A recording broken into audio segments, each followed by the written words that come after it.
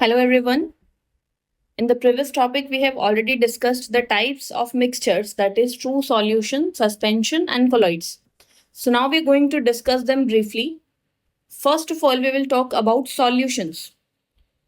We have already done that solutions are homogeneous mixtures जिसके अंदर solute बहुत अच्छे से dissolve हो जाता है solvent में. That means for any solution there are two components, solute and solvent. What is solute? The substance that get dissolved. जिसको हम dissolve करते हैं वो solute है और जिसके अंदर dissolve करते हैं वो क्या है? Solvent है. Solvent क्या है? That dissolves other substances.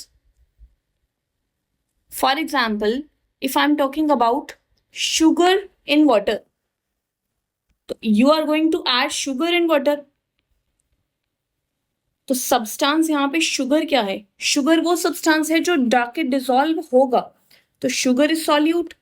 और किस में जाके डिसॉल्व होगा? वाटर में. So water is solvent. तो for any solution there are two components, one is solute and other is solvent.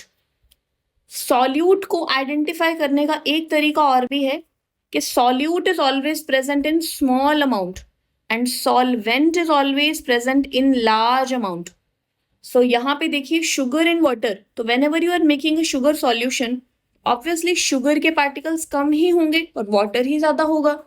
तो जो lesser amount में है वो sugar यानी solute है और जो ज्यादा amount में है, larger amount में है, वो solvent है. That means वो water है. One more example, if I am taking copper sulfate solution, so that means copper sulphate in water. अगर आप कॉपर सल्फेट को वाटर में डालोगे तो कुछ 5 ग्राम 10 ग्राम ऐसा ही लोगे और 100 ml 200 ml 50 ml ऐसा ही वाटर लेते हैं. तो ऑब्वियसली कम अमाउंट में तो कॉपर सल्फेट ही है, तो यही हमारा सॉल्यूट है.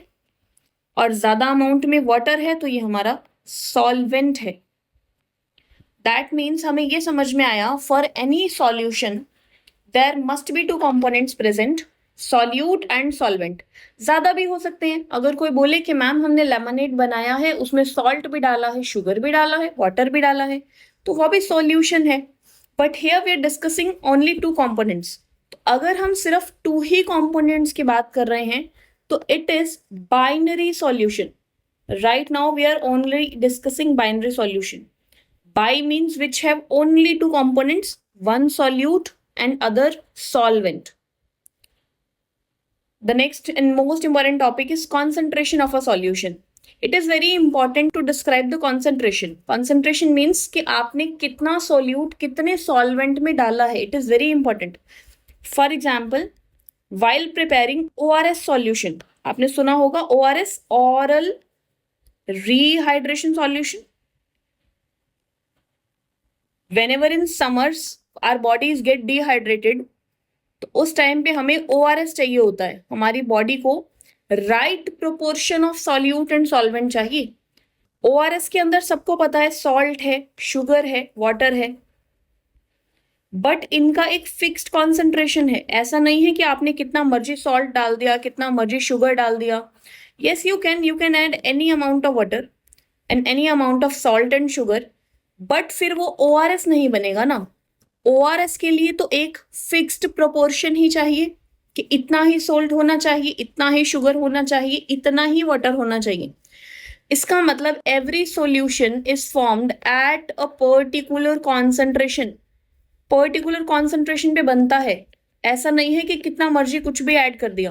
तो हाँ, वो सॉल्यूशन तो बन जाएगा बट वो वैसा नहीं बनेगा. ORS तो नहीं बनेगा ना. Similarly, whenever a farmer spray pesticide on the crop, तो फार्मर्स क्या करते हैं? जो केमिकल लाते हैं, पेस्टिसाइड लाते हैं, उसको वाटर में ऐड करके उसका सॉल्यूशन बनाते हैं. तो अब क्या कितना मर्जी पेस्टिसाइड डाल दो, एनी अमाउंट इन वाटर? नहीं, ऐसा तो नहीं हो सकता. अगर एनी में आपने बहुत ज्यादा कम अमाउंट डाल दिया तो इसका मतलब तो पेस्टिसाइड डालने से कोई फर्क ही नहीं पड़ेगा. क्रॉप को प्रोटेक्शन ही नहीं मिलेगी. जो भी पेस्ट यानी उसके ऊपर पेस्टिसाइड्स अटैक कर रहे थे, वो तो मरेंगे ही नहीं ना, बहुत कम पेस्टिसाइड डाला, क्रॉप प्रोटेक्ट ही नहीं हो पाएगी। और अगर आपने बहुत ज्यादा डाल दिया पेस्टिसाइड, तो पेस्टिसाइड एक केमिकल है, केमिकल है तो वो आपकी क्रॉप को भी तो डिस्ट्रॉय कर देगा। दैट मीन्स ना तो बहुत कम डाल सकते हैं ना बहुत ज्यादा डाल सकते हैं, इसका भी एक पर्टिकुलर कॉन्सेंट्रेशन होना चाहिए, एक फिक्स्ड कॉन्सेंट्रेशन होना चाहिए, तभी ये ऐसा काम करेगा कि क्रॉप प्रोटेक्ट भी हो जाए और पेस्ट भी डिस्ट्रॉय हो जाए। तो यहां से हमें समझ में आता है कि भाई कॉन्सेंट्रेशन बहुत ही इंपॉर्टेंट चीज है। That means the amount of solute dissolved in a given amount of solvent is termed as concentration of the solution, कि कितना अमाउंट ऑफ सॉल्यूट आप डिसॉल्व करेंगे किसी सॉल्वेंट में, उसी को ही हम कॉन्सेंट्रेशन बोलते हैं, और वो हर सॉल्यूशन का एक पर्टिकुलर कॉन्सेंट्रेशन होता है। Now we have three different methods to express the concentration. For example, first is mass by mass percentage, and then volume by volume percentage, and last and the most important, mass by volume percentage.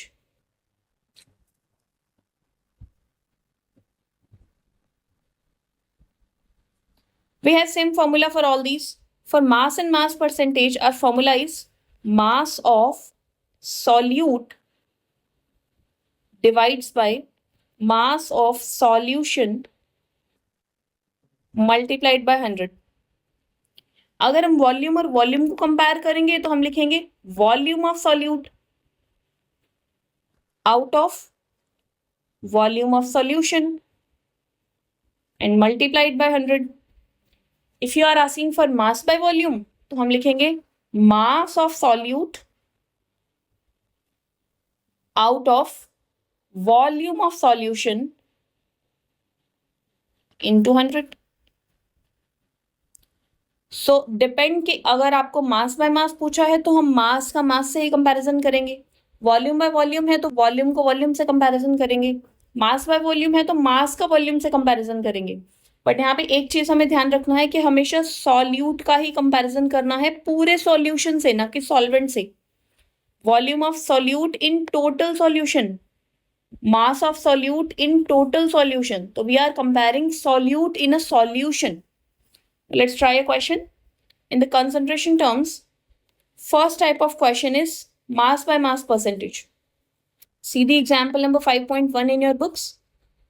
If 10 gram of salt is dissolved in 90 grams of water, 10 gram 90 gram, obviously जो small amount में है वो solute है, जो higher amount में है वो solvent है।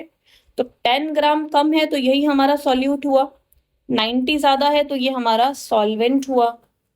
Calculate the mass by mass percentage. अब यहाँ पे सॉल्यूट कितना है 10 ग्राम, सॉल्वेंट है 90 ग्राम, तो सॉल्यूशन कितना हुआ, सॉल्यूशन तो सॉल्यूट और सॉल्वेंट को ऐड करके ही आएगा। दैट मीन्स आपका टोटल सॉल्यूशन हुआ 100 grams. And now we will apply the formula of mass percentage. Mass by mass percentage is mass of solute upon mass of solution into 100.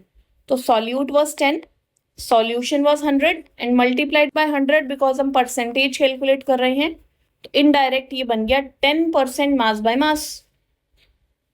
इसका मतलब 10 ग्राम ही डालना है 90 ग्राम ऑफ वाटर में, any amount नहीं डाल सकते। Next term is mass by volume percentage. See the example number 5.2 in your books. If 5 gram of glucose is dissolved in water to make 100 ml of solution, obviously 5 gram कम है तो ये solute है। अब 100 ml solvent नहीं है, read it carefully. To make 100 ml of solution बोला है, इसका मतलब ये already solution ही है, not solvent. See this is in gram and this is in ml, तो ये तो ग्राम पर ml हो गया, यानी ये तो मास बाय वॉल्यूम का एग्जांपल हुआ। तो हम mass by volume percentage calculate करेंगे, mass of solute upon volume of solution into 100।